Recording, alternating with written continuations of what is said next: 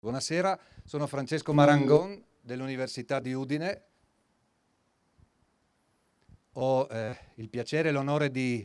aprire questa serata ringraziando gli ospiti che poi saranno presentati nel momento in cui entreremo nel vivo dell'evento. Io ho solo appunto il compito di portare i saluti dell'Università di Udine del magnifico rettore professor Pinton e in veste di suo delegato per il settore della sostenibilità sottolineare che questo è il primo di 18 appuntamenti che l'ufficio divulgazione scientifica dell'Università di Udine, la dottoressa Missana, ringrazio per l'impegno costante messo in questa difficile organizzazione, ha predisposto assieme a molti docenti dell'Università di Udine che ringrazio fin d'ora. Oggi iniziamo con Udine, che ospiterà altri 4 incontri nelle prossime settimane. Poi saremo a Tolmezzo, a Cividale e a Gorizia.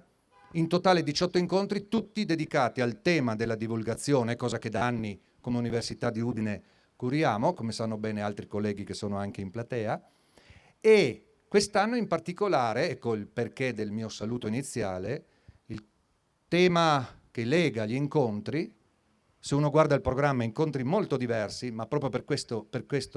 il tema è quello giusto, ed è quello dello sviluppo sostenibile. Quindi per un domani, sostenibile, un patto per lo sviluppo del territorio, un patto che l'Università di Udine ha sottoscritto fin dalla sua nascita e che quindi adesso rinnoviamo con il territorio, con questo primo ciclo che va da qui a novembre. Quindi grazie a voi che avete accettato il nostro invito, ma grazie di cuore a chi ha organizzato e a chi ha accettato poi di essere fra i primi relatori. Stasera parleremo di diritto di diritti e appunto riferiamo a questo grande contenitore planetario che è stato sottoscritto nel 2015, che è l'Agenda 2030. Ma appunto non è mio compito entrare negli argomenti, quindi grazie a tutte e a tutti e buona serata. Allora, grazie professore, io a mia volta ringrazio il professor Marangoni, ringrazio l'università per avermi coinvolta in questo percorso che, come diceva il professore, comincia proprio oggi con il primo di una serie di 18 appuntamenti sulla sostenibilità e che si aggancia, quindi anticipandolo, aprendolo, inaugurandolo, il festival organizzato, il Festival sullo sviluppo sostenibile, che è organizzato a livello nazionale e che punta e che mira a diffondere la cultura della sostenibilità e a contribuire così ad aiutare il nostro paese, l'Italia, a centrare i 17 obiettivi dell'Agenda 2030 dell'ONU, di cui accennava il professore, obiettivi che puntano a cosa? Che puntano sostanzialmente a migliorare il mondo in cui viviamo, un po' in tutte le sue declinazioni, le sue sfaccettature, dall'alfabetizzazione universale un più equo accesso alla sanità, all'obiettivo più ambizioso, allo sradicamento, l'eradicazione della povertà nel mondo. E per fare questo ovviamente c'è bisogno, e questo è il patto che è stato fatto a livello globale, della collaborazione e di una solidarietà internazionale. Quindi sono temi di grandissima attualità, perché interessano tutti quanti noi e tutti i 193 paesi, stati membri dell'ONU, ma che necessitano secondo me di una doverosa precisazione iniziale per essere intesi proprio nella loro completezza. E lo dico perché ammetto che io stessa in questi giorni, in vista dell'incontro di oggi, ho colmato una mia lacuna grazie ai 2 ospiti e grazie per il fatto semplicemente di aver studiato, di aver letto i contenuti dei 17 obiettivi e della dichiarazione di intenti delle Nazioni Unite, e questo mi ha consentito di capire fino in fondo uno dei tanti articoli che vengono pubblicati anche sui quotidiani. In questo caso mi riferisco era un editoriale pubblicato sul Corriere della Sera qualche giorno fa. Un economista raccontava dell'importanza dei fondi che sono stati stanziati nell'ambito per la sostenibilità dal PNRR, il Piano Nazionale Ripresa e Resilienza, e proprio a favore appunto della sostenibilità. E diceva l'economista che sono soldi che poi andranno a servire, come diceva, la sostenibilità nelle 3 aree di interesse, che sono quella ambientale, e lo sapevo, quella economica, e anche questo lo sapevo, e aggiungeva quella sociale. E qui sta la grande differenza che ho scoperto per l'appunto strada facendo rispetto all'agenda precedente, cioè l'attenzione non è più puntata soltanto sulla crescita economica e sulla tutela degli equilibri ecosistemici del pianeta, ma anche sulla persona e quindi sulla sfera sociale, che significa che è molteplice, possiamo immaginare e sappiamo quanto vulnerabile sia nelle sue varie declinazioni la società in cui viviamo, in cui tutto il mondo vive, ed è centrata, quindi il focus è anche sui diritti fondamentali delle persone. E quindi una progettualità che ha un terzo polo, che è quello di cui parleremo, su cui ci soffermeremo in particolare quest'oggi, e con questi 193 paesi che hanno deciso fortemente appunto di cooperare per, come dicevo all'inizio, per un mondo migliore. Tutti i paesi, per intenderci anche l'Afghanistan, visto che è il nostro grande compagno di questi giorni, sono i temi, il territorio più osservato in questi ultimi giorni. E allora, detto della cornice, quello che vogliamo fare, come ci accennava il professor Marangona, adesso è anche soffermarci sul nostro territorio, calarci nel nostro territorio, nel nostro paese, nella nostra regione, e farlo negli ambiti di competenza dei nostri rispettivi ambiti, negli spazi di competenza dei nostri ospiti, che sono entrambi operatori del diritto e che quindi si soffermeranno sulle appunto declinazioni del diritto. Abbiamo con noi l'avvocata Pina Rifiorati, che è anche presidente del Comitato Pari Opportunità dell'Ordine degli Avvocati, e l'avvocato e professor Francesco Bilotta, che è docente, che è ricercatore del Dipartimento di Scienze Giuridiche, oltre che componente del CUG, il Comitato Unico Garanzia per le Pari Opportunità, sempre dello stesso Ateneo di Udine. E parto proprio dal professore per concludere questa che è stata una mia brevissima panoramica, per un'analisi un po' più approfondita, proprio per continuare per capire fino in fondo quale sia la cornice nella quale ci muoviamo, posto che gli obiettivi, cui accennavamo, i 17 obiettivi, sottoscritti 5 anni fa, ormai nel 2015, 6 anni fa oramai, sono un traguardo internazionale che dovrà orientare le nostre scelte per i prossimi ormai 10 anni, fino al 2030. Professore. Grazie Luana per la presentazione, grazie di aver accettato di essere con noi questa sera, grazie anche a Pina Rifiorati e permettetemi un ringraziamento intanto al professor Marangon, che ormai è già il secondo anno che ci coinvolge in appuntamenti per riflettere sull'Agenda 2030. Ricordo l'anno scorso il nostro incontro che è stato un momento di riflessione sulla condizione dei bambini fantasma, che ha coinvolto soprattutto i ragazzi delle scuole superiori di Udine in uno spettacolo che drammaturgicamente ci parlava di questo tema. E oggi invece abbiamo un approccio al problema in termini più ampi, ma un ringraziamento io lo devo anche a Alessandra Missana, che è stata un'infaticabile realizzatrice di tutto questo ciclo di incontri e veramente la ringrazio per il suo entusiasmo e il coinvolgimento. Quindi, fatti questi doverosissimi ringraziamenti, rispondo subito alla sollecitazione di Luana, perché una delle domande che ricorrono più spesso quando si parla di sostenibilità è: ma il diritto che c'entra? Allora, siccome uno dei vezzi degli operatori del diritto è andare a leggere i documenti, vorrei soffermarmi con voi sul documento che apre l'Agenda 2030, il preambolo di questa agenda, che ovviamente ci espone i 17 obiettivi e i 169 traguardi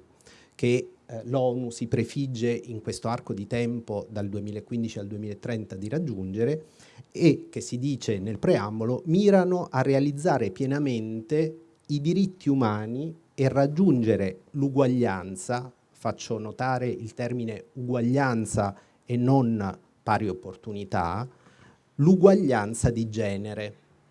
Quindi l'uguaglianza è l'obiettivo, la pari opportunità, semmai è il mezzo per arrivare all'obiettivo, ma l'ONU non vuole solo il mezzo, vuole realizzare l'obiettivo, che è quello dell'uguaglianza piena e l'emancipazione delle donne. Si parla di ambiente, si parla di economia, ma si parla di persone, come ci ricordava Luana,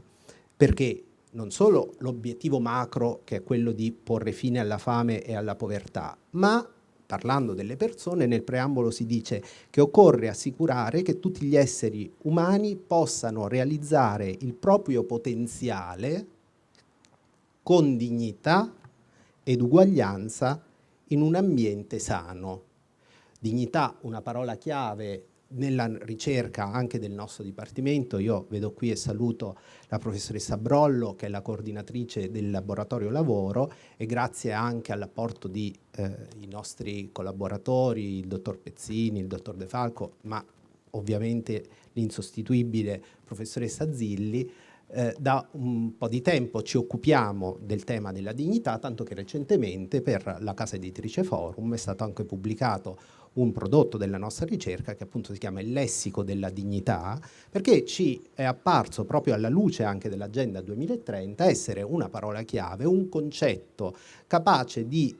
consentire agli operatori del diritto di leggere diversi fenomeni, diversi ambiti, dall'ambito lavorativo all'ambito familiare, all'ambito scolastico e così via.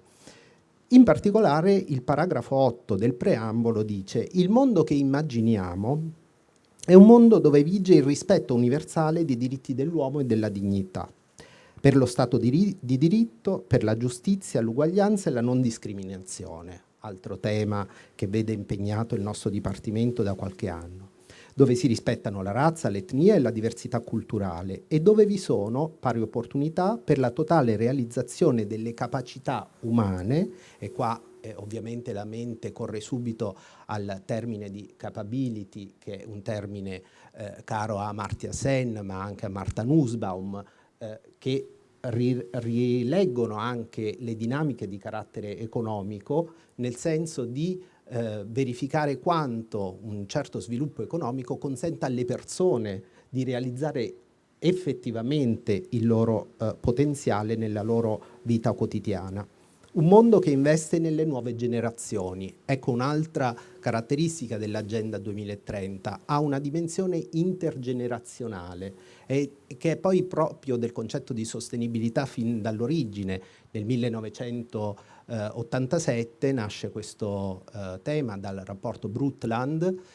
dove sostenibile è quello sviluppo che consente la realizzazione dei bisogni presenti in considerazione della possibilità che le generazioni future possano poi loro realizzare anche i loro bisogni, se noi oggi, soddisfacendo i nostri, ci rendiamo conto di utilizzare le risorse che abbiamo in maniera responsabile, proprio per consentire anche alle generazioni future di sviluppare il loro. Per cui è un mondo che investe nelle nuove generazioni e in cui ogni bambino può crescere lontano da violenza e sfruttamento. E qui richiamo ancora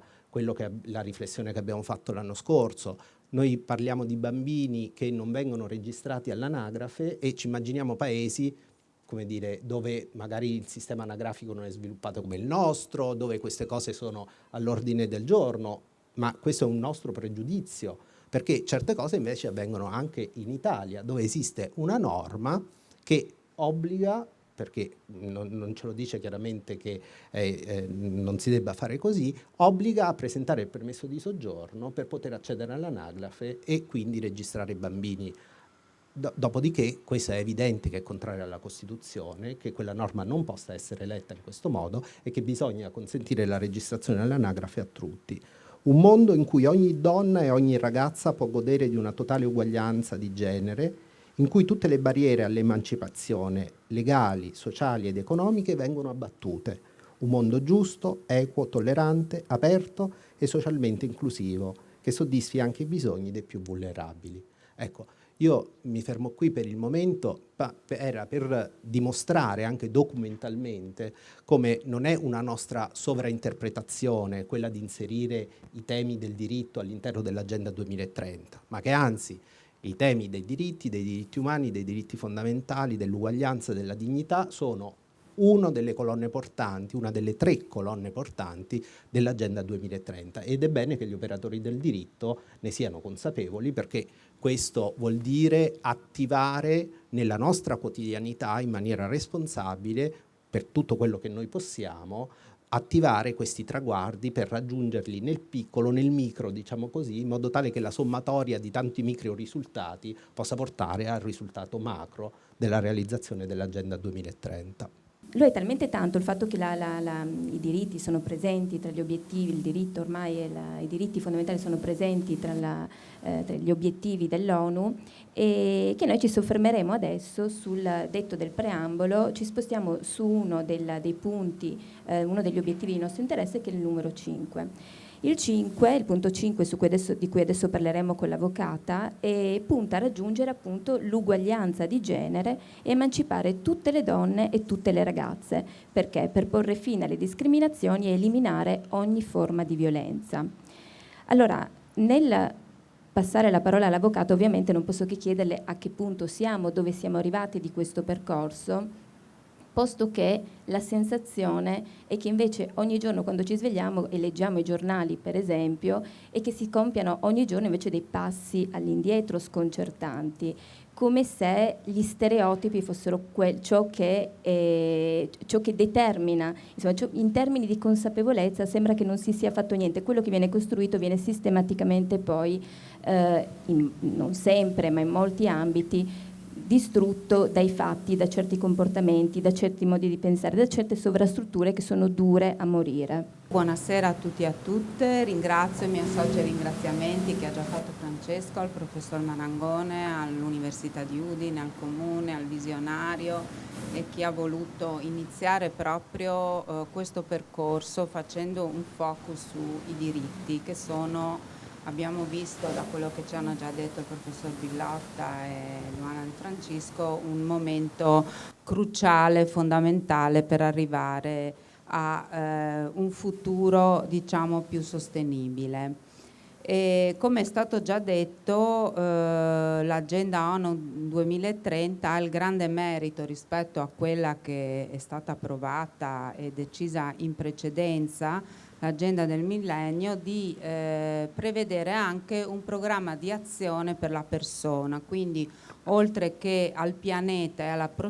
prosperità si è pensato anche alle persone. Il programma si è articolato in 17 obiettivi che mirano appunto forse a realizzare ciò che è rimasto incompleto rispetto all'agenda precedente. Per quanto riguarda appunto la P di persona, quindi l'azione che riguarda la persona, come è stato detto, è necessario, il progetto è quello di realizzare appieno i diritti umani e di raggiungere l'uguaglianza di genere, l'emancipazione di donne e ragazze, fermo restando che tutti gli obiettivi sono assolutamente interconnessi tra di loro. E quello di cui oggi su cui vorrei più porre l'attenzione è come quello della parità di genere, quindi l'obiettivo 5, sia centrale, cruciale rispetto anche al raggiungimento di tutti gli altri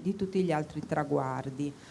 Sappiamo che ogni forma di discriminazione che riguarda le donne viola in qualche modo, diretta o indiretta, viola in qualche modo la dignità delle donne, la loro libertà di autodeterminazione, la loro libertà di scegliere. Quindi ogni discriminazione che riguarda le donne è senz'altro da qualificare come una violazione dei diritti umani.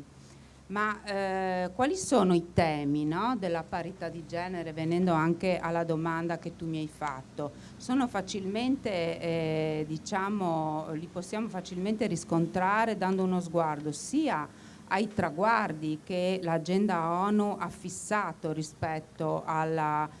parità di genere, ma anche dobbiamo dire che quei traguardi sono stati recepiti di recente nel 2020 anche da strategie che sono state formulate dalla Commissione europea in un programma 2020-2025 e scendendo ancora più in quello che c'è vicino, quindi nel nostro paese è proprio di questo mese l'elaborazione di strategie rispetto alla parità di genere da parte del nostro Ministero per le pari opportunità, che ha ritenuto come la parità di genere fosse un obiettivo strategico anche nel piano di ripresa nazionale che è stato di recente approvato. L'obiettivo, tra l'altro, ci conforta il fatto che anche il nostro Presidente della Repubblica, in un'occasione ufficiale come quella del 2 giugno, ha ritenuto questo un obiettivo fondamentale per la Repubblica e ha evidenziato, come dicevi tu, come ancora ci siano molti traguardi da raggiungere e soprattutto evidenziava il Presidente rispetto ai ruoli apicali, che si tratti di politica o che si tratti del mondo del lavoro, sono ancora, lo sappiamo, appannaggio quasi esclusivamente maschile nel nostro Paese, adesso parliamo. E quindi veniamo a quali sono i temi del raggiungimento dell'obiettivo di genere. Quindi innanzitutto l'affermazione della pari rappresentanza, appunto sia nei ruoli politici sia nel mondo del lavoro. Sappiamo come nel mondo del lavoro la segregazione non sia solo orizzontale, cioè ci sono dei lavori, dei mestieri che sono considerati ancora principalmente appannaggio degli uomini. Pensiamo a tutti i mestieri che hanno una preparazione scientifica, normalmente ancora sono considerati non adatti alle donne, ma anche la segregazione orizzontale, quindi proprio la mancanza di donne nei ruoli decisionali, aziendali, nella pubblica amministrazione. L'altro tema fondamentale è sicuramente quello del contrasto alla violenza di genere, che non è così diffusa solo nel nostro Paese, ma in tutti i paesi del mondo, anche diciamo in declinazioni più particolari in alcuni paesi, come i matrimoni forzati, la tratta delle donne, eccetera. E ritornando un attimo al mondo del lavoro, il problema del gender gap, il problema della condivisione dei ruoli di cura, quindi della necessità anche rispetto ai congedi parentali. Quindi in Italia, per esempio, di recente il congedo obbligatorio parentale è stato aumentato a 10 giorni, anche questo è un passo in questa direzione. Per venire alla domanda a che punto siamo, dobbiamo dire che già nel 2019 c'è stato un rapporto ONU rispetto a quanto era stato fatto dal 2015, anno in cui è stata adottata la risoluzione di cui stiamo parlando. E ciò che l'ONU ha posto in evidenza due cose che ci interessano in questo momento, cioè che per quanto riguarda la parità di genere i risultati sono molto scarsi in praticamente tutti i paesi coinvolti nella sottoscrizione della risoluzione. Poi ha posto l'accento su una cosa molto importante, cioè che la discriminazione che subiscono le donne deve essere vista anche in relazione a altri fattori di discriminazione come la razza, l'etnia, la situazione economica, perché solo in questo modo possiamo capire fino in fondo in che situazione di vulnerabilità vivono le donne e quindi poi agire di conseguenza. Ovviamente dopo il 2019 sono accadute delle cose molto importanti che in qualche modo rendono più complicato il nostro lavoro. Mi riferisco ovviamente alla pandemia, che come sapete ha avuto delle conseguenze a livello economico e sociale molto importanti, delle quali ancora una volta sono state vittime le donne. Per darvi un dato, nel registrare le perdite di lavoro, la metà di chi ha perso il lavoro è donne. Le donne sono quelle che sono più difficilmente ora fanno più difficoltà a ritornare, a rientrare nel mondo del lavoro. Perché? Perché nei momenti di crisi economica le persone che subiscono più conseguenze sono sempre le persone più fragili. Ahimè, le donne appartengono ancora a questa categoria, e quando questa categoria è metà della popolazione è evidente che questo ha riscontri importanti. L'altro fatto recentissimo che citava Luana sono i fatti dell'Afghanistan, quindi ritorno in mano ai talebani di quel paese, la fuoriuscita delle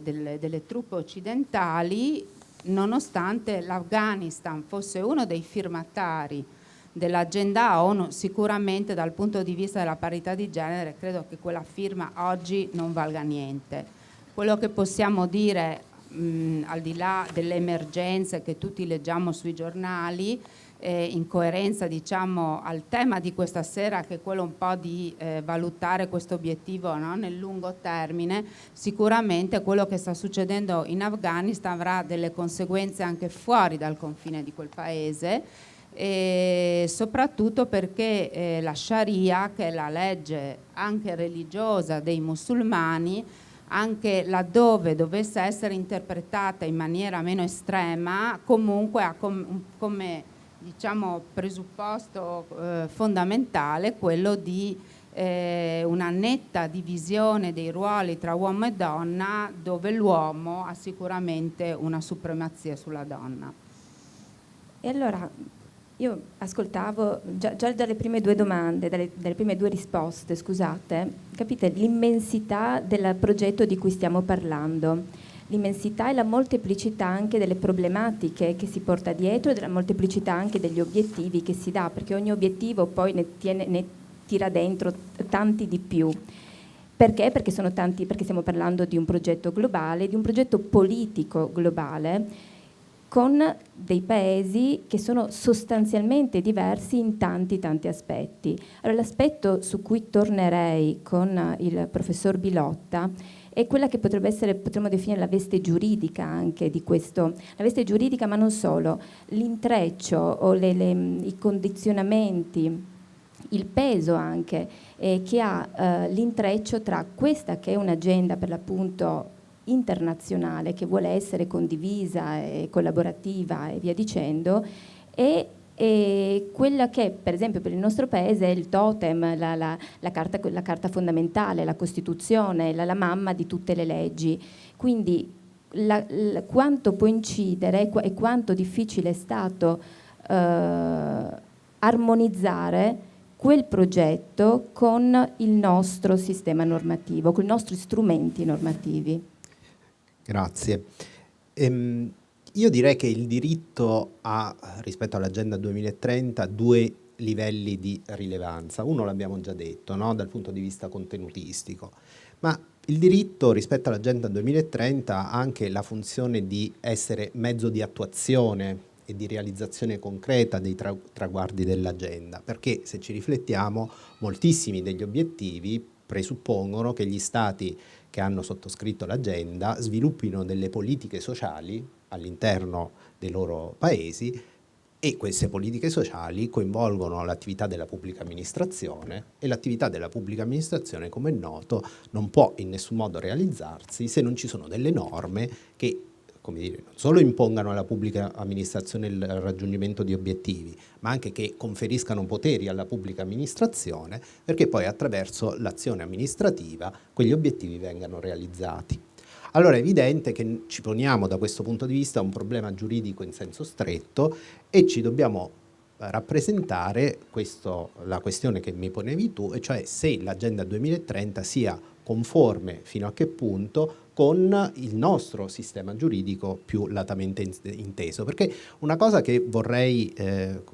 chiarire subito è che l'Agenda del 2030 non nasce dal nulla, non solo per quello che diceva Pina, cioè che c'era un percorso già delle Nazioni Unite che poi è stato rinnovato nel 2015, ma perché l'agenda stessa richiama, si dice attuativa di convenzioni internazionali che i vari paesi aderenti all'ONU avevano già sottoscritto, che avevano sottoscritto o in quanto aderenti all'ONU o ad altre organizzazioni internazionali, come per esempio l'OIL, che è l'Organizzazione Internazionale del Lavoro. Per cui c'è una riscoperta di questi obiettivi grazie all'Agenda 2030, perché magari molti cittadini e cittadine non leggeranno le convenzioni internazionali, ma è molto probabile che leggano invece il contenuto dell'agenda. Magari non si rendono conto che leggendo quei contenuti dell'agenda di fatto stanno leggendo testi che sono vincolanti giuridicamente anche per l'Italia, nella misura in cui l'Italia abbia sottoscritto quelle convenzioni internazionali. E poiché l'agenda si immagina una realizzazione non soltanto a livello istituzionale ma anche a livello diffuso, come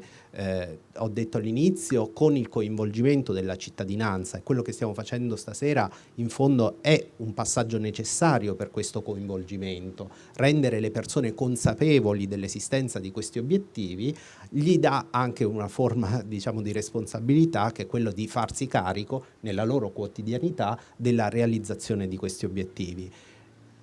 Quello che vorrei aggiungere è che in questo modo non fanno altro che farsi singoli attuatori, attuatrici di obblighi che l'Italia ha sottoscritto con le convenzioni internazionali. Una vincolatività che riguarda tutti quanti noi, ma che riguarda anche il nostro legislatore, perché un'altra cosa poco nota è che noi abbiamo un articolo della Costituzione che dice che il legislatore deve rispettare non solo le previsioni della Costituzione italiana, ma anche le previsioni delle norme europee, dei trattati dell'Unione Europea, ma anche le previsioni delle convenzioni internazionali che l'Italia ha sottoscritto. Nella misura in cui il legislatore non faccia questo, immediatamente le norme non rispettose dell'articolo 117 della Costituzione sono incostituzionali. Ma c'è un altro aspetto ancora che vorrei mettere in luce, cioè che alcune delle cose che ho evidenziato prima dal punto di vista contenutistico, e cioè l'uguaglianza, la dignità, il rispetto della persona nella sua interezza, sono cardini fondamentali della Costituzione italiana. L'articolo 3 della Costituzione e l'articolo 2 della Costituzione ci parlano esattamente di questi temi, ma ancora di più la sintonia che io vedo tra l'Agenda 2030 e la legalità costituzionale sta nel progetto di fondo della nostra Costituzione. La nostra Costituzione viene scritta nell'immediato secondo dopoguerra, in un'Italia che ovviamente era economicamente allo stremo, distrutta dalla guerra, usciva da un ventennio dove erano scomparse le libertà fondamentali e ovviamente un regime autoritario che non aveva lasciato spazio a quello che oggi per noi è fondamentale, cioè la realizzazione della persona nella sua interezza. E che cosa si immaginano le madri costituenti e i padri costituenti? Si immaginano un percorso, e l'Agenda 2030 viene definita tale dall'ONU, un percorso trasformativo della società, in cui gli esclusi, nella Costituzione si parla delle classi lavoratrici, dei lavoratori, c'è proprio un refrain costante nella Costituzione, ma lì, come dire, si nomina la parte per il tutto. Si parla dei lavoratori come la classe sociale esclusa dalle decisioni politiche, dalle decisioni di quella che oggi chiameremo governance del paese. Trasferendo quella espressione dal 1948, anno di entrata in vigore della Costituzione, al 2021, oggi noi ci possiamo immaginare che tra questi esclusi ci siano altre categorie sociali. Anzi, i primi esclusi sono quelli che il lavoro proprio non ce l'hanno, oppure che hanno dei lavori precari, i rider, tanto per dirne una, che sono stati un po' i protagonisti anche delle quotidianità nel periodo del lockdown, no? Ecco, quindi oggi gli esclusi sono proprio quelli che il lavoro non ce l'hanno, ed è evidente che però la Costituzione non possa non far riferimento anche a loro nel 2021. Per cui è un percorso trasformativo di inclusione sociale. La società deve essere inclusiva, nel senso che deve consentire la partecipazione alle decisioni fondamentali per la vita di tutti noi del più gran numero di persone possibili. Facendo cosa? Dandogli innanzitutto degli strumenti che sono strumenti di carattere culturale, che sono strumenti di carattere economico, la redistribuzione del reddito, la lotta alla povertà, che è l'obiettivo fondamentale dell'Agenda 2030, sono degli obiettivi che noi possiamo tranquillamente considerare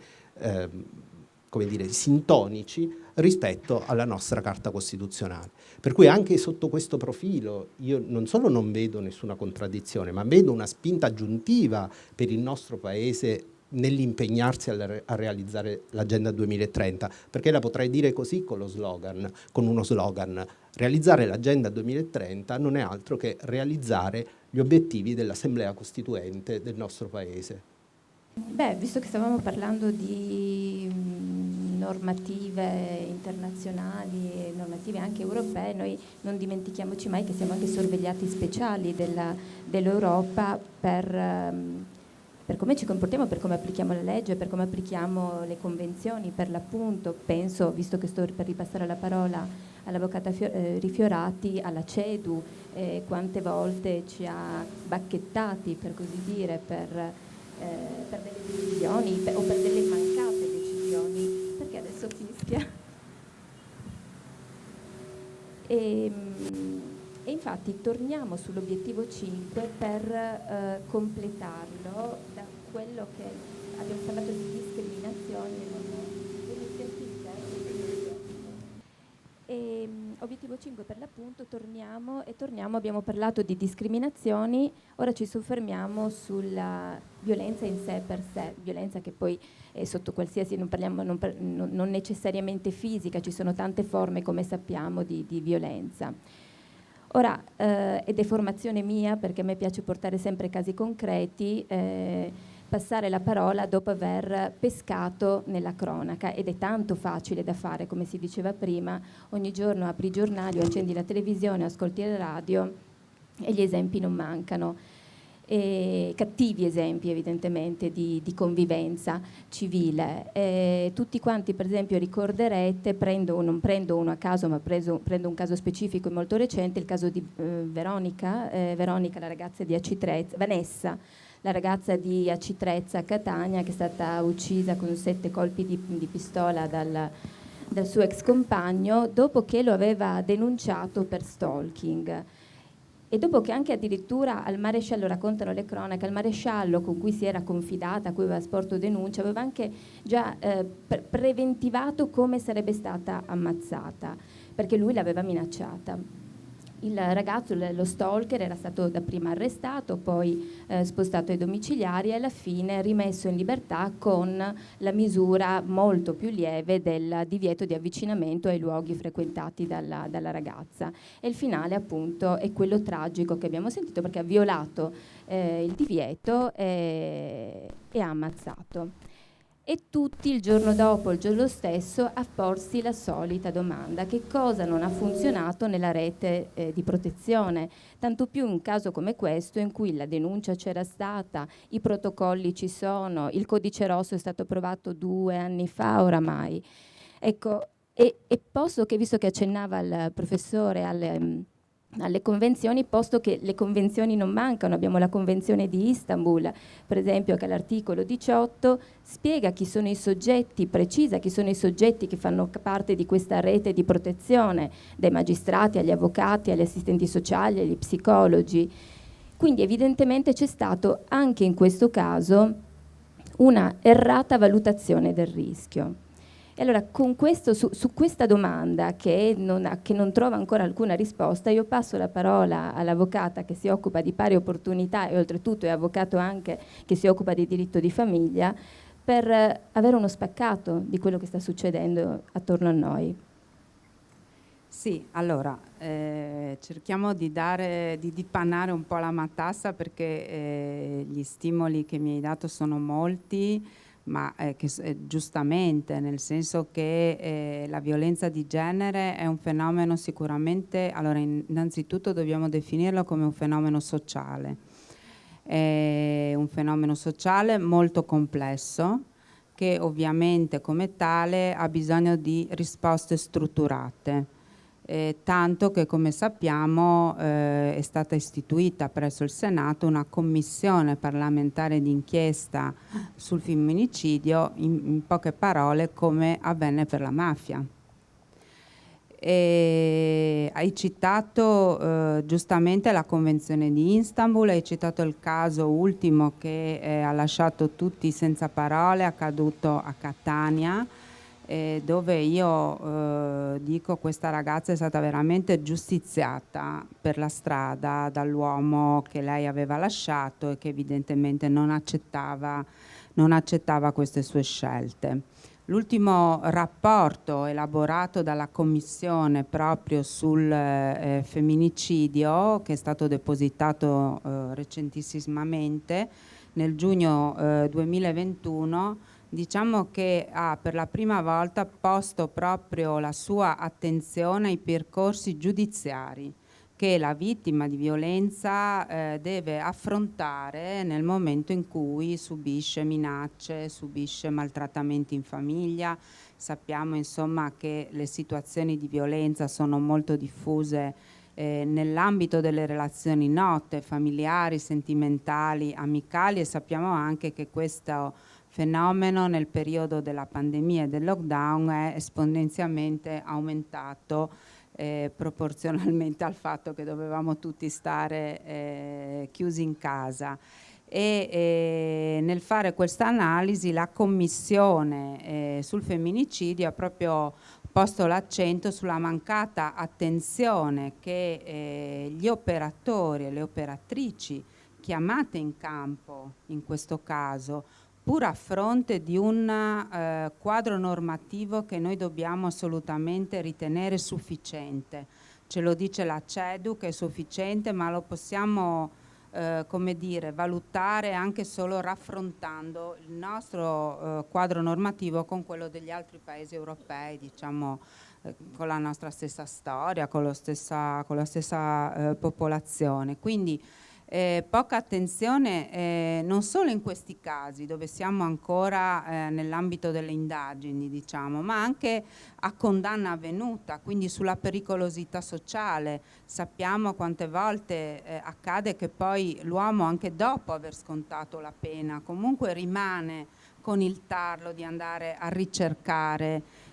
la donna, insomma, che aveva preso di mira. E questo è anche quindi sul recupero del maltrattante che in Italia in questo momento è affidato solo ad associazioni private, nonostante, citavi proprio il codice rosso, lo stesso codice rosso abbia in qualche modo cercato di stimolare, no? Questi percorsi, prevedendo che ad esempio il beneficio della sospensione della pena sia subordinato ad aver intrapreso un percorso. Però noi sappiamo che il codice rosso è una normativa che è entrata in vigore senza variazione finanziaria, quindi noi non sappiamo, i miei colleghi e le mie colleghe possono confermarlo, dove mandare questi uomini a fare i percorsi, perché comunque sono solo associazioni private che per fortuna che ci sono si adoperano in questo senso. Un altro punto cruciale della relazione è quello della formazione. Allora, rispetto a un fenomeno complesso che ha radici culturali, non possiamo che farci fronte con una adeguata formazione. E dobbiamo dire che le radici culturali di questo fenomeno non incidono solamente rispetto al fenomeno in sé, ma anche rispetto all'applicazione delle norme. Quindi in qualche modo colpiscono anche, come si diceva, gli operatori e le operatrici che sono nelle varie fasi chiamate a applicare queste norme. Dal momento in cui la donna si decide a denunciare, al momento delle sommarie informazioni, alla testimonianza in tribunale e fino alla pronuncia della sentenza. Noi abbiamo avuto già una prima condanna dalla CEDU nel 2013 rispetto a un fatto avvenuto a casa nostra, cioè a Remanzacco, il famoso caso Talpis, dove l'Italia era stata condannata per non aver saputo, come nel caso appena successo a Catania, proteggere la vittima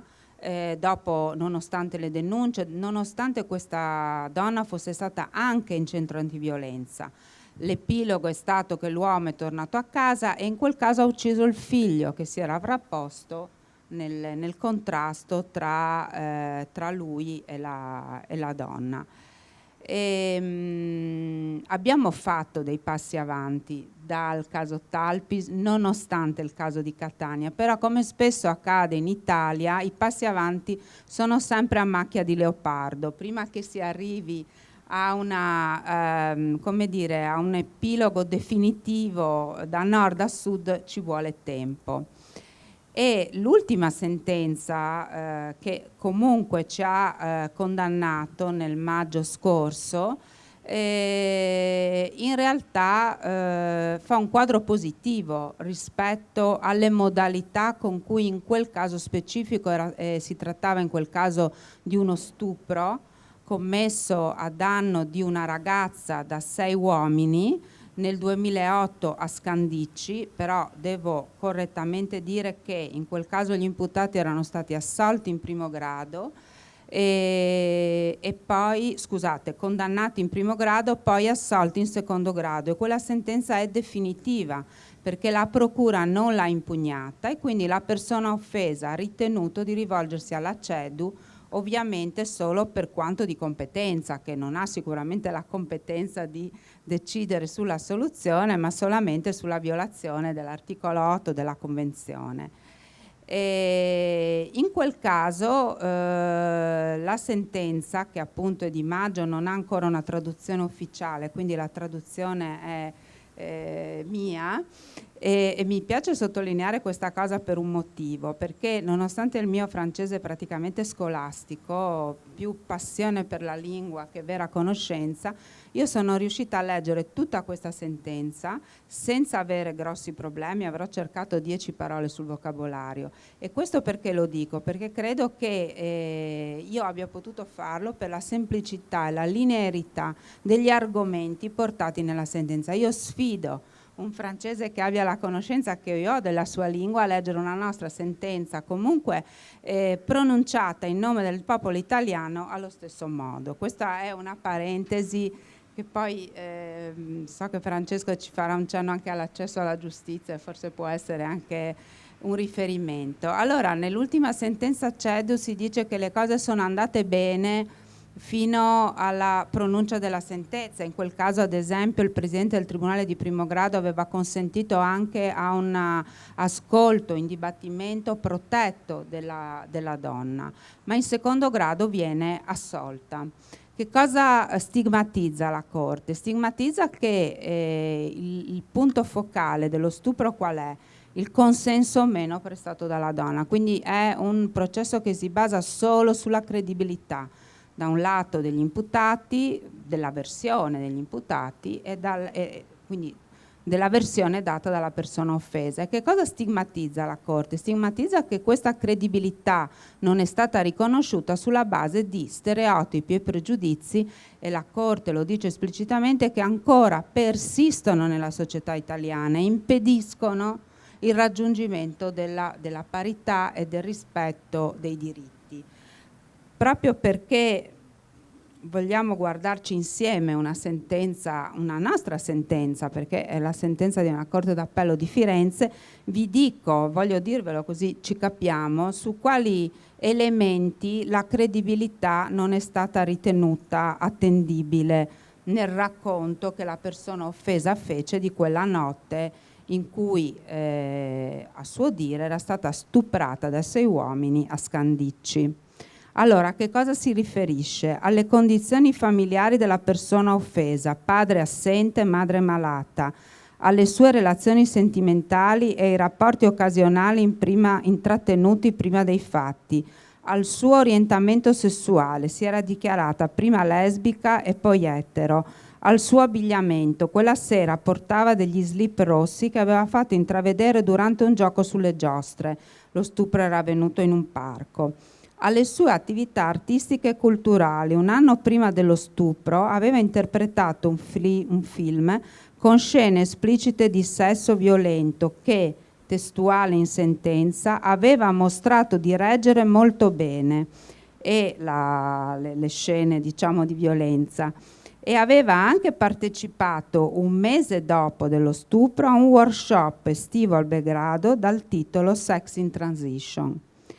Che cosa, diciamo, come sintetizza questi elementi in motivazione la Corte? Definisce la vittima un soggetto fragile, allo stesso tempo creativo, disinibito, in grado di gestire la propria bisessualità, di avere rapporti fisici occasionali di cui nel contempo non è convinta. E quindi torniamo al problema del consenso, che purtroppo però, bisogna dirlo,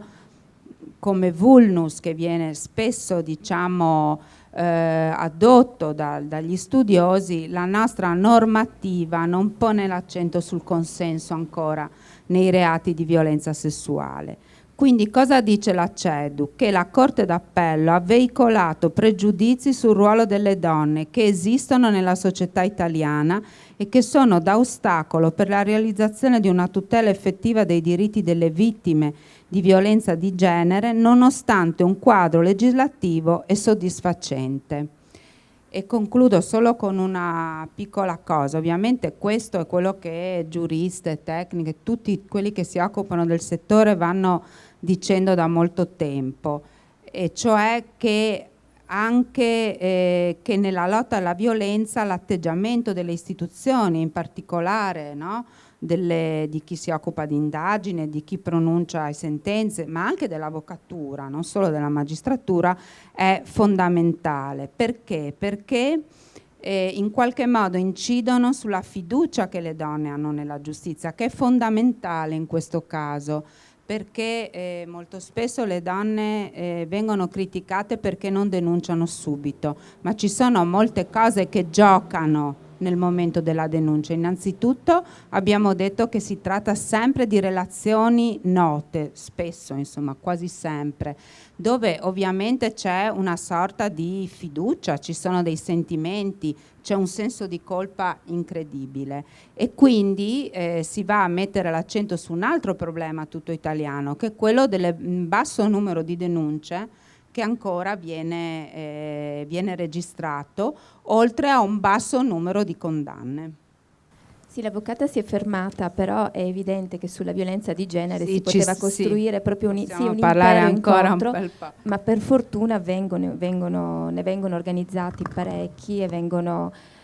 sviscerati, insomma, tutte le varie sfaccettature di questo fenomeno sociale. In questa analisi, che ci ha portato già quasi allo scoccare di un'ora, forse è importante anche raccontare al pubblico quali sono i luoghi, gli strumenti, gli organismi e gli organi che consentono a questi messaggi di essere veicolati, a questi fenomeni di essere monitorati e alla gente di essere informata, quindi alla cultura, insomma, di muoversi e di diffondersi. E in questo senso possiamo parlare quindi degli organismi. Abbiamo detto che entrambi voi fate parte, Pina presiede, organismi di parità che possono essere istituiti a livello pubblico, ma che possono essere anche promossi da associazioni di categoria, come nel caso dell'Ordine degli Avvocati. L'Università di Udine in questo senso ha fatto tante cose, e visto che accennavi all'inizio al libro che è stato pubblicato da voi, un cenno secondo me merita in questo senso anche il portale Equal che avete inaugurato proprio un annetto fa, era ottobre se non ricordo male, e nel quale è stato per esempio caricato il primo codice del diritto antidiscriminatorio. Se ci pensate bene, insomma, sono quelle chicche, quelle tessere di un puzzle che in realtà, se non sai che esistono, servono a poco o a niente, e quindi l'informazione, quindi l'importanza dell'informazione. In quel progetto di Equal voi raccontavate come il diritto per l'appunto deve essere conosciuto, cioè per essere applicato e per essere maneggiato anche dal cittadino deve essere conosciuto. E siccome sei stato proprio tu uno dei promotori di quel progetto, a te l'illustrazione. Sì, io devo dire in questo mi sento molto fortunato a lavorare in un contesto che mi consente di agire su più piani contemporaneamente, perché il professor Marangon, tra le altre cose che ha fatto in quanto delegato alla sostenibilità, è anche quello di prevedere un gruppo di lavoro sull'inclusione, la giustizia e l'inclusione sociale, che fa parte, uno dei gruppi di lavoro della rete delle università per lo sviluppo sostenibile italiano, la RUS, che tra l'altro appunto è nata proprio a Udine grazie al professor Marangon. Ecco, da questo punto di vista io ho la possibilità di relazionarmi con colleghi su tutto il territorio nazionale, e quindi questo da un lato. Dall'altro la rete dei CUG, cioè i comitati unici di garanzia, che sono un obbligo, cioè devono essere istituiti obbligatoriamente per legge in tutte le pubbliche amministrazioni, e quindi l'università in quanto pubblica amministrazione ha a sua volta questo CUG. Attraverso la rete nazionale di CUG e quella delle università per lo sviluppo sostenibile ti rendi conto di quale sia, parlando proprio con i colleghi su tutto il territorio nazionale, quale sia la potenzialità degli atenei rispetto a quello che dicevi tu, cioè innalzare il livello di consapevolezza delle persone rispetto all'esistenza di alcuni problemi, di quei proposte di soluzioni, non voglio dire soluzioni, ma proposte di soluzioni che il diritto può offrire a bisogni socialmente avvertiti. Perché, e questa è una cosa che diceva prima Pina, diciamo in maniera un po' critica, cioè, in Italia le cose si fanno a macchia di leopardo, no? Ma perché si fanno a macchia di leopardo? Perché spesso quelle politiche sociali di cui dicevo prima non vengono pensate dopo un'attenta osservazione, uno studio vero e proprio di quale è il fenomeno a livello nazionale, o di qual è l'impatto, per esempio, di nuove norme a livello nazionale. Nel Regno Unito, per esempio, ci sono delle commissioni parlamentari che si occupano di monitorare l'applicazione di una legge, e dopo un certo numero di anni devono fare una relazione al Parlamento per dire qual è stato l'impatto della legge, quali sono state le cose positive ma anche le cose negative, per consentire eventualmente al legislatore di modificare quella legge e di renderla più adatta ai bisogni che la società ha dimostrato di avere. Ecco, tutto questo in Italia non c'è, eppure ci sarebbe la possibilità, perché attraverso l'azione delle università, voglio dire, noi non è che viviamo in una turris eburnea in cui siamo lì isolati a pensare le cose astratte, no? A parte essere noi stessi cittadine e cittadini, tanti di noi insegnano delle materie che hanno un forte impatto sociale e proprio nella loro attività di ricerca osservano dei fenomeni. Per cui una maggiore sinergia tra il livello istituzionale, cioè di chi deve pensare le politiche sociali, e chi nel fare attività di ricerca osserva i fenomeni, potrebbe garantire, come dire, un circolo virtuoso, che poi è anche la metodologia che ci offre l'Agenda 2030, perché quello che dicevo all'inizio, l'Agenda 2030 vede più livelli agire contemporaneamente: il livello istituzionale, il livello politico, il livello dei singoli cittadini, il livello delle associazioni. Tutta questa sinergia dovrebbe portare alla realizzazione dei risultati, per cui la parola chiave sinergia potrebbe essere metodologicamente anche qualcosa che, ispirandoci, diciamo così, all'Agenda 2030, anche il nostro Paese potrebbe utilizzare per l'implementazione delle politiche sociali. Da questo punto di vista il CUG, come insomma tutti gli organismi di parità all'interno delle pubbliche amministrazioni, offrono un modello, come dire, applicato di osservazione costante dei fenomeni. Noi periodicamente non solo facciamo dei programmi di azioni positive, cioè suggeriamo alla nostra amministrazione, dopo aver osservato le dinamiche interne all'Ateneo, cosa si potrebbe fare nel biennio successivo per modificare in meglio la situazione. Di recente abbiamo realizzato il primo bilancio di genere del nostro Ateneo, che purtroppo sempre causa Covid ha subito, come dire, dei rallentamenti nella pubblicazione, ma ormai è qualche mese prima dell'estate è stato reso pubblico, e quello è una fotografia dell'esistente. Come CUG, come dire, noi ci limitiamo, fra virgolette, perché poi è stato un lavoro che è andato avanti per mesi, ha coinvolto non solo la presidente del CUG, cioè la professoressa Filì, ma anche ricercatori e ricercatrici in ambito statistico, per esempio, del Dipartimento di Economia, tutti gli uffici della nostra pubblica amministrazione che hanno dovuto raccogliere dei dati. Per cui lì abbiamo una fotografia perfetta di qual è la situazione. È evidente che noi offriamo a chi poi deve prendere delle decisioni, diciamo, di politica istituzionale all'interno dell'Ateneo questa fotografia per dirgli ci sono dei problemi, si possono osservare e come si possono osservare si possono anche risolvere. Ecco, per cui secondo me l'organismo di parità all'interno della pubblica amministrazione ha questo vantaggio e rappresenta, ripeto, nel micro un metodo di azione che se fosse portato a livello macro, a livello nazionale, secondo me ci potrebbe consentire un miglioramento sistemico rilevante.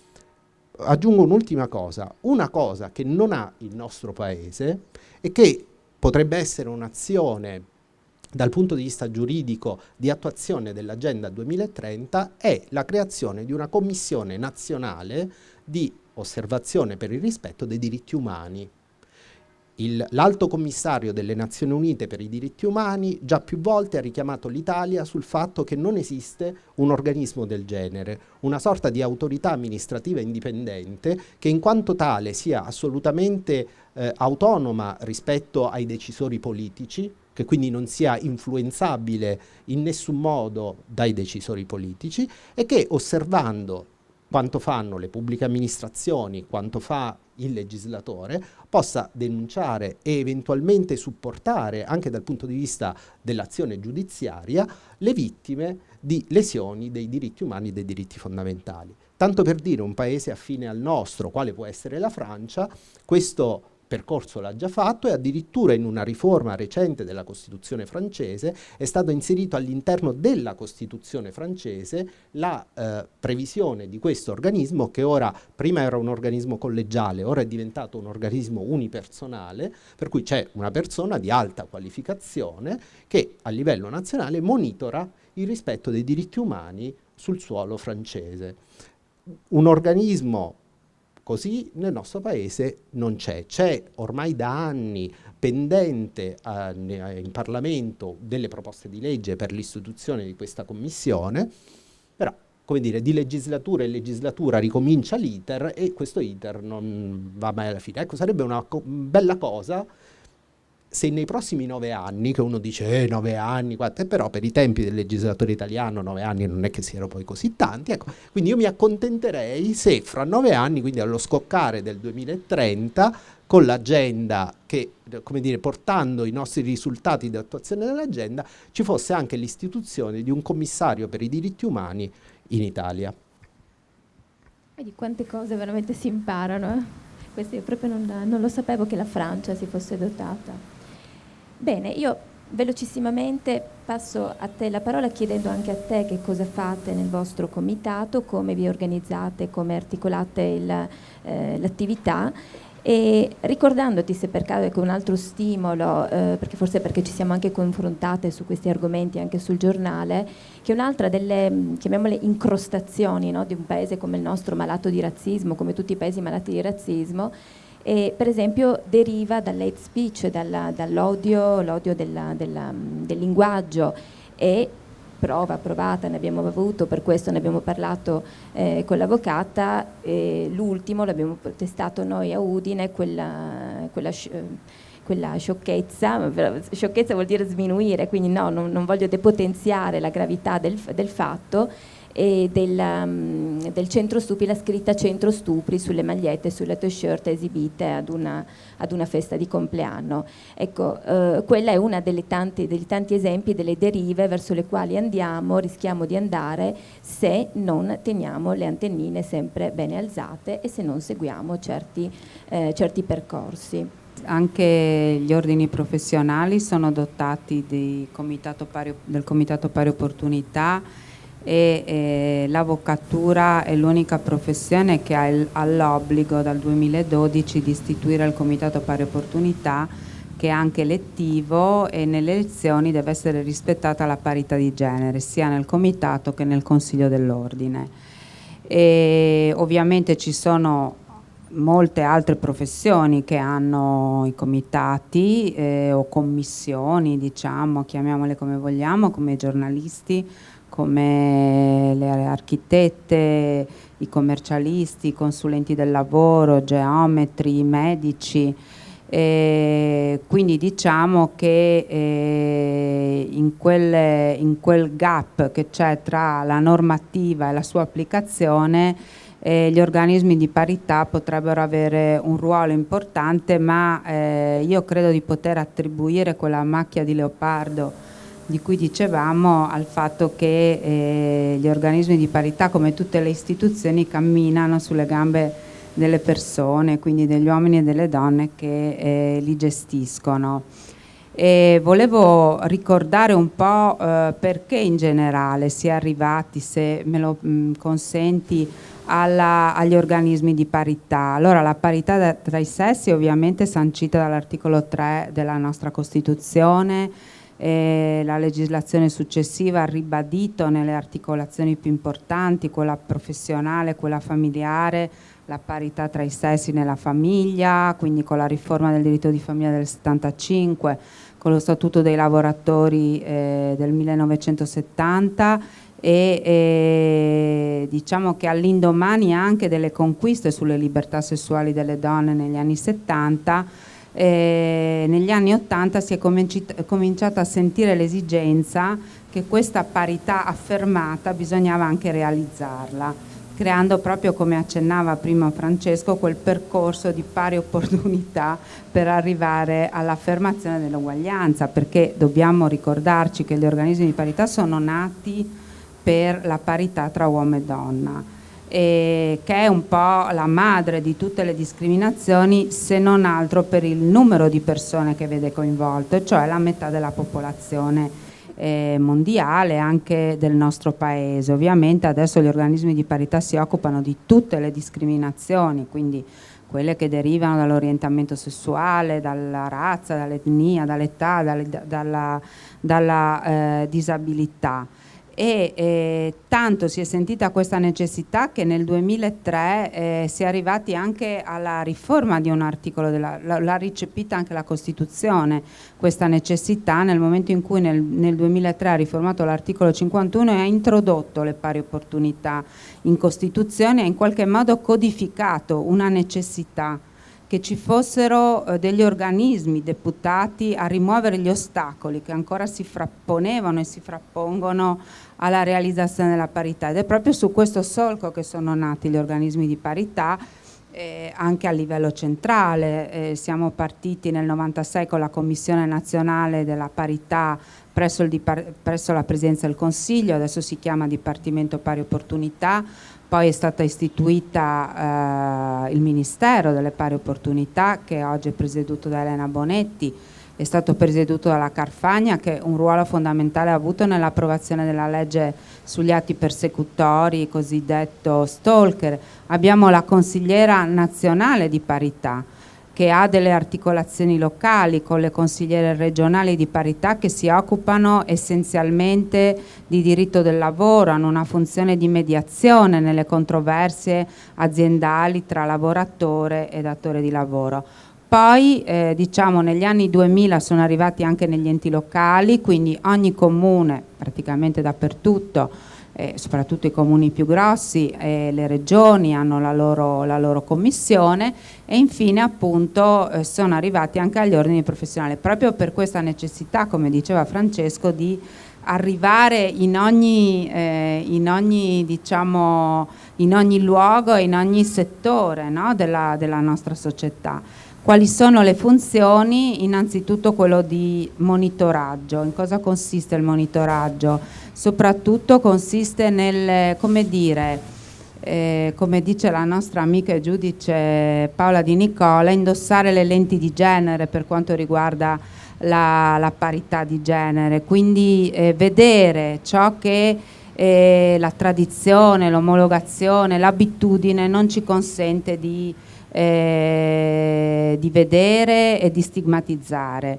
Per esempio un ruolo importante, mi piace ricordare, hanno avuto i comuni nella rimozione nelle grandi città di pubblicità sessiste che ancora imbrattano le nostre città e che sono messe in spazi pubblici. Quindi le pubblicità sessiste perché non si devono ridurre a una battuta? Perché sono portatori di qualcosa che noi stiamo combattendo, quindi di una immagine della donna sessualizzata e oggettivizzata, che va assolutamente in senso contrario a quello che è il nostro obiettivo, a quelle che abbiamo visto essere le tematiche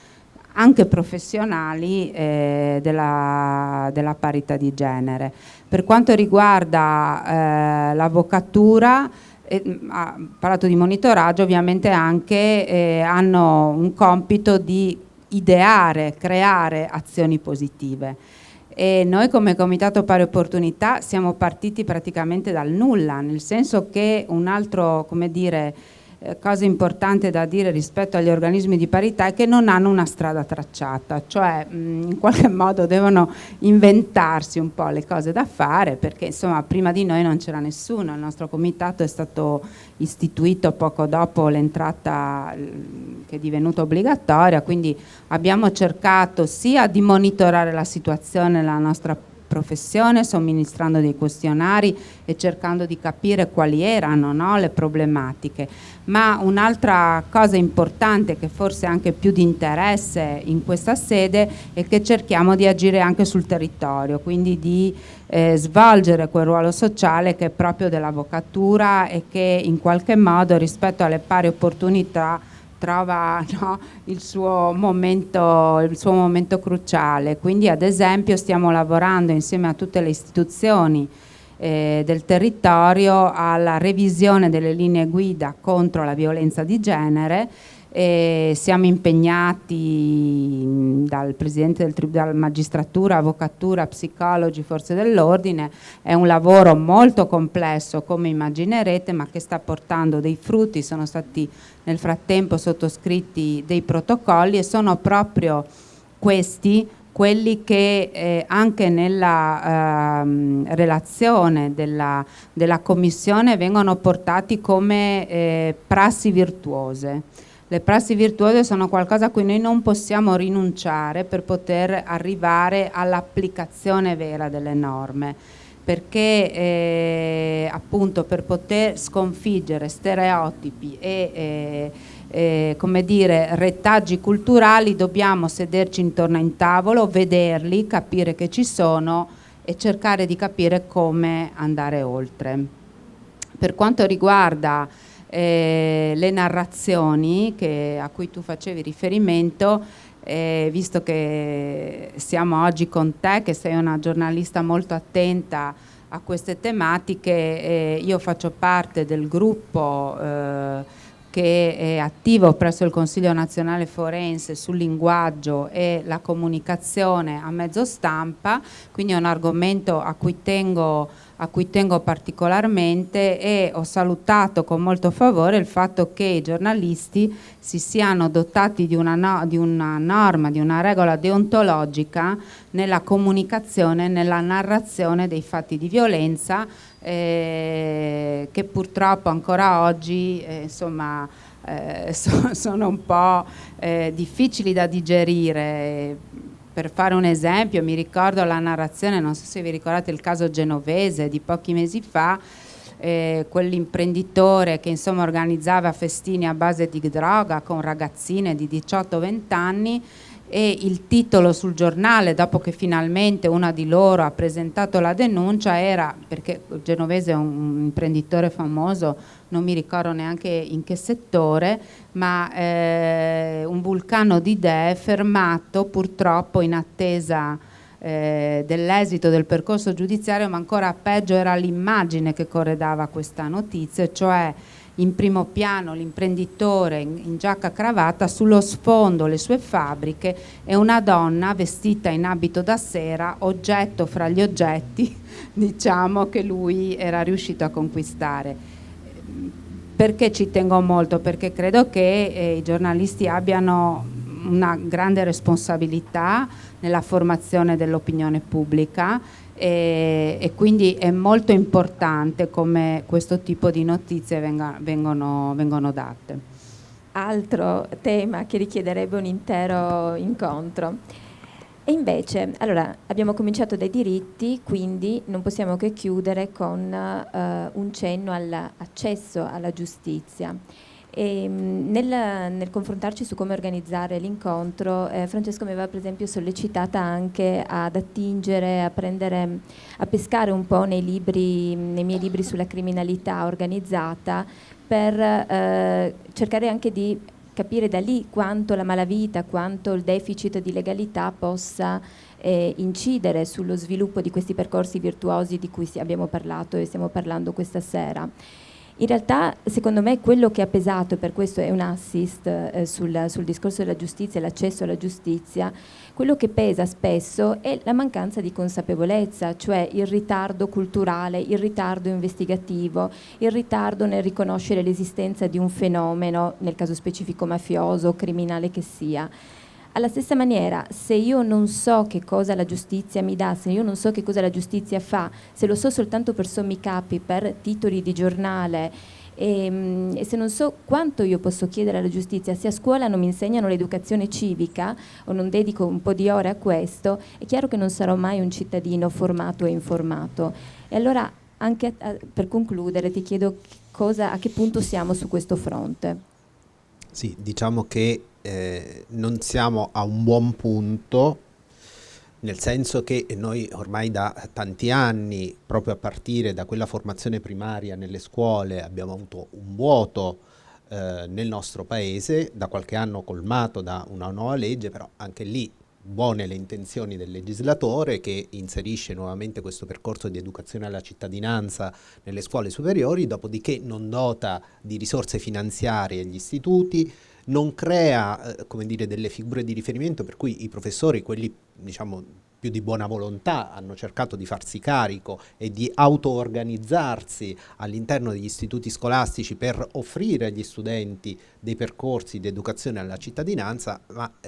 se uno appunto prende una decisione come questa a livello nazionale senza creare il contesto e dotare di mezzi anche economici per la sua realizzazione, capisci bene che è, come dire, una pia illusione che poi quella cosa si realizzi. Per cui già questo, come dire, è un piccolo passo avanti.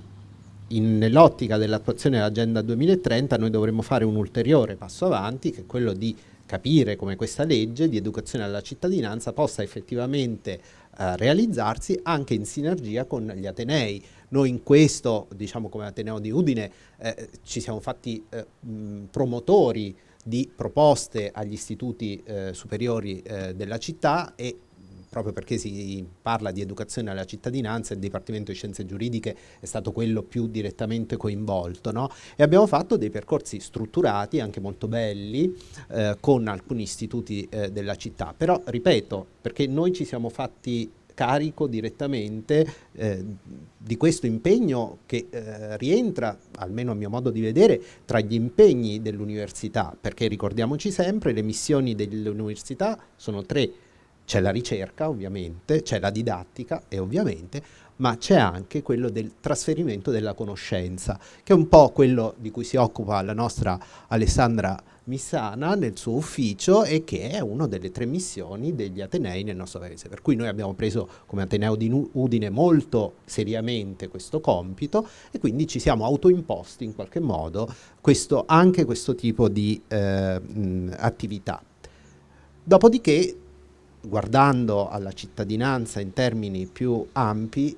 ovviamente quello che dici è assolutamente vero, cioè c'è una poca consapevolezza di alcuni meccanismi. Ora io non voglio dire che tutti quanti dobbiamo essere esperti di diritto processuale civile, anche perché c'è il collega Pennasa, che ringrazio per la sua presenza, che forse inorridirebbe se tutti si dicessero esperti di diritto processuale civile, però è pur vero che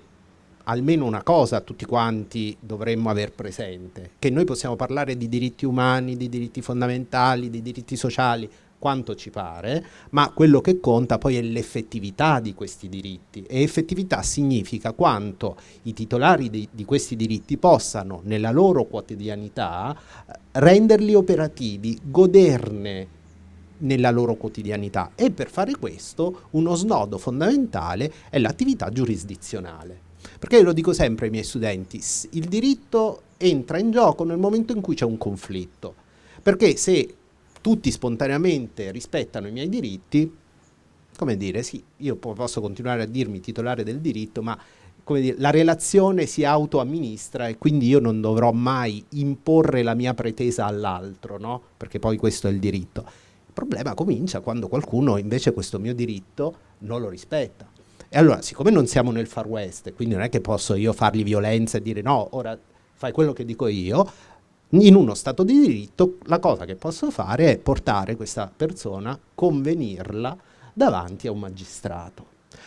Allora, se è così, e tutti quanti noi siamo convinti che i nostri diritti umani fondamentali e libertà fondamentali siano importanti per la nostra quotidianità, ci dobbiamo anche rappresentare l'importanza per la nostra quotidianità del funzionamento corretto della macchina della giustizia. Quindi non è qualcosa che riguarda le avvocate, gli avvocati, i magistrati o gli operatori della giustizia in senso più ampio, le forze dell'ordine. Non è una cosa per tecnici. È una cosa che ci riguarda tutte e tutti, per cui nel momento in cui non funziona quel meccanismo, per tanti motivi, indirettamente, in qualche modo non funziona neanche la nostra quotidianità o non funziona come dovrebbe funzionare. E tu hai parlato di accesso alla giustizia, questa è un'espressione che in qualche modo è diventata internazionale e che viene citata anche nell'Agenda 2030 come uno degli obiettivi da realizzare, un'espressione che è diventata internazionale e che addirittura ha dato luogo a un movimento del cosiddetto Access to Justice, il cui principale promotore, ideatore originario è un italiano, un professore di diritto processuale civile che si chiamava Mauro Cappelletti, il quale nell'autunno del 1973, per capirci, io nasco nel gennaio del 1973, quindi l'Access to Justice è vecchio almeno quantomeno, comincia questo progetto di ricerca che è finanziato dal CNR e dalla fondazione della Ford, e comincia uno studio su cosa? Su come funzionano i meccanismi sociali che in qualche modo inceppano il funzionamento della macchina della giustizia. Nel 1976, scrive un rapporto generale su questo suo progetto, che intanto era andato avanti da alcuni anni, e dice una cosa che mi ha fatto, ovviamente, che ho riletto in questi giorni, che mi ha fatto pensare al collega Penasa che insegna diritto processuale civile nel nostro dipartimento, che dice così. Dice: l'obiettivo principale, traduco dall'inglese così all'impronta, l'obiettivo principale dei teorici del diritto processuale civile è quello di chiarire qual è l'impatto sostanziale della procedura civile, perché dice in un altro passaggio precedente quello che importa dei diritti sociali e dei diritti fondamentali è la loro effettività, la loro realizzazione in concreto. I teorici del diritto processuale dovrebbero inoltre utilizzare, usa la parola insight, quindi diciamo così i disvelamenti della sociologia, della psicologia, dell'economia e di altre analisi, e dovrebbero imparare da altre culture. Ecco perché io sottolineo questo passaggio, perché c'è una questione culturale che non riguarda soltanto i cittadini, ma riguarda anche i teorici. Si diceva prima delle sentenze che vengono scritte certe volte, che è una cosa che, come dire, io ho scritto, per cui io sono consapevole in quanto operatore del diritto che noi operatori del diritto parliamo male e scriviamo peggio, ok? E dopodiché ci dobbiamo anche rendere conto della nostra funzione sociale, ci dovremmo rendere conto anche come teorici del diritto, per chi fa il teorico del diritto, che quello che studia, come lo studia, il metodo che utilizza ha un impatto indiretto quanto vogliamo sulla quotidianità di ciascuno di noi, perché finché io penso ai giuristi in questo caso, mi limito a fare l'esegeta e a discutere se questa virgola sta meglio nel primo comma o nel secondo comma, e tutto si limita a questo, forse sicuramente darò un piccolo contributo al funzionamento della macchina della giustizia, ma sicuramente non do un buon contributo al funzionamento della società nel suo insieme. Per cui quando anche l'avvocatura giustamente rivendica la sua funzione sociale, pretendendo addirittura una menzione all'interno della Carta Costituzionale, ecco, l'avvocatura, e questo tra tutti gli operatori del diritto forse sono quelli che più hanno presente questo, dice, si autoriconosce come uno strumento possibile di miglioramento delle condizioni sociali. Allora, sembra non entrarci niente l'accesso alla giustizia con l'Agenda 2030, ma se noi, come dire, ricostruiamo la filiera, si potrebbe dire, dall'inizio alla fine, ecco, questo il punto finale non è meno importante del punto iniziale. Anzi, senza questo punto finale, cioè la possibilità di un corretto funzionamento e di una corretta consapevolezza del funzionamento della macchina della giustizia, tutto quello che abbiamo detto prima sui diritti umani, la dignità, l'uguaglianza, eccetera, eccetera, finisce per essere, come dire, un bel ragionamento edificante quanto si vuole, retoricamente appagante, ma poi di fatto nella quotidianità non si può tradurre in azioni concrete. Per cui come cittadine e cittadini, proprio nell'ottica dell'Agenda 2030, il funzionamento della macchina della giustizia e anche del diritto processuale civile è fondamentale. Ripeto, nessuno deve essere come dire, il tecnico che conosce tutto il diritto, ma almeno avere questa piccola consapevolezza è importante. Grazie. Diamo a Pina la chiosa, nel senso che, ma in due parole, perché c'è una novità, visto che abbiamo parlato di accesso alla giustizia, visto che abbiamo parlato di diritti, ma soprattutto visto che abbiamo parlato di violenze di genere, raccontiamo che esiste un istituto che è quello del gratuito patrocinio, che recentemente, peraltro, con sentenza della Corte Costituzionale, è stato esteso ulteriormente, nel senso che è stato dichiarato legittimo l'accesso al gratuito patrocinio da parte delle persone offese di reati proprio di violenza, oltre che quegli estremi di schiavitù, i vari 600, 601, 602, eccetera. E questo è un passo avanti importante, forse non a tutti noto. Sì. Secondo me non è neanche noto a tutti molto bene il funzionamento del patrocinio a spese dello Stato, nel senso che spesso si confonde ad esempio con i difensori d'ufficio, che si crede che vengano pagati dallo Stato, mentre invece i difensori d'ufficio garantiscono solo la presenza dell'avvocato nel processo, perché il processo senza la difesa dell'imputato nel nostro ordinamento non può svolgersi. Quello che accade all'avvocato Croce che difese i brigatisti rossi ce lo insegna, perché i brigatisti rossi ovviamente rifiutavano l'ordinamento, quindi tanto più rifiutavano l'idea di nominare un avvocato di fiducia, e solo il presidente dell'Ordine degli Avvocati di Torino, Benedetto Croce, accettò, Fulvio Croce, scusate, accettò di difenderli e venne ucciso poco tempo dopo dai brigatisti rossi, la fine del processo. Invece il patrocinio a spese dello Stato è un istituto che è previsto dal nostro ordinamento proprio per garantire l'accesso alla giustizia a chi è in non abbienti. I limiti di reddito sono molto bassi, circa 11.000 euro all'anno, ed è come dire, una garanzia che il nostro ordinamento dà ai cittadini e alle cittadine solo grazie al contributo fondamentale dell'avvocatura, che comunque accetta gli incarichi col patrocinio a spese dello Stato, sapendo che verrà pagata circa dopo 3-4 anni, quando va bene, e per la metà degli onorari. Scusate la polemica, ma è una cosa che ci tengo molto a dire. Per quanto riguarda i reati di violenza, quindi chiamiamoli ormai reati da codice rosso, nel 2013 appunto il testo unico sulle spese di giustizia ha ritenuto che l'accesso al patrocinio alle spese dello Stato per la persona offesa fosse possibile al di là dei limiti di reddito. quindi indipendentemente dalla situazione economica della persona offesa,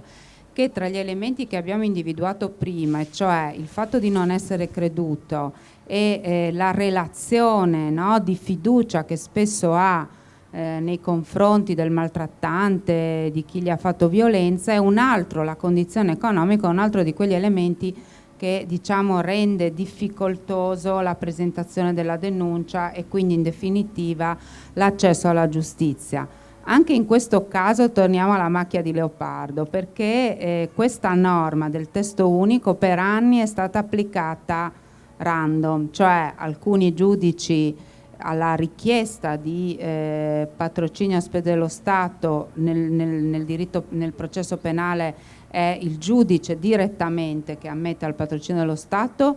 ammetteva il patrocinio senza la presentazione della documentazione relativa alla situazione reddituale. Altri giudici invece continuavano a chiedere, questo nonostante ci sono state 2 sentenze della Cassazione che hanno sottolineato come il giudice deve ammettere al patrocinio dello Stato, non ha nessuna facoltà, finché grazie alla, come dire, alla solerzia di un collega che alla ennesima richiesta di presentazione di documentazione attestante la situazione reddituale ha detto no, perché ci sono 2 sentenze della Cassazione, c'è una legge, il giudice GIP di Tivoli ha rimesso la questione alla Corte Costituzionale, ipotizzando una sorta di discriminazione tra chi ha commesso altri reati o è persona offesa di altri reati e invece quelle soggette a. La Corte Costituzionale, io vi leggo testualmente perché è molto importante, si è proprio riportata nel giudicare quella norma costituzionale, si è proprio riportata alla ratio dell'istituto, che è quella che abbiamo detto prima, e cioè una precisa scelta di indirizzo politico-criminale che ha l'obiettivo di offrire un concreto sostegno alla persona offesa, la cui vulnerabilità è accentuata dalla particolare natura dei reati di cui è vittima e a incoraggiarla a denunciare, a partecipare attivamente al percorso di emersione della verità. Quindi diciamo che adesso, ecco, questo è uno dei casi in cui finalmente in tutto il territorio nazionale non dovremo avere problemi nell'applicazione di una norma. Bene, che aggiungere? Credo che abbiamo proposto un percorso circolare. Non c'è spazio, non c'è tempo per le domande e sapete cosa? Io non ho una chiosa adesso perché tante cose sono state dette, quindi aggiungere adesso qualcosa di sarebbe anche utroneo se vogliamo, ma abbiamo un obiettivo che è il 2030. Ora la presenza del professor Marangon mi ha ricordato le mie origini goriziane e quindi io aggiungo, come in America il mid-term, c'è un altro traguardo importante che forse porterà tanto anche al nostro territorio, che è il 2025, quando Gorizia e Nova Gorizia insieme saranno capitale della cultura. E penso che sia un risultato anche quello ottenuto da Gorizia con Nova Gorica proprio per tutta la storia che c'è dietro in termini di integrazione, di passi avanti dal punto di vista culturale, importantissimo e che fa ben sperare. Grazie a tutti e grazie all'Università e grazie ai nostri ospiti.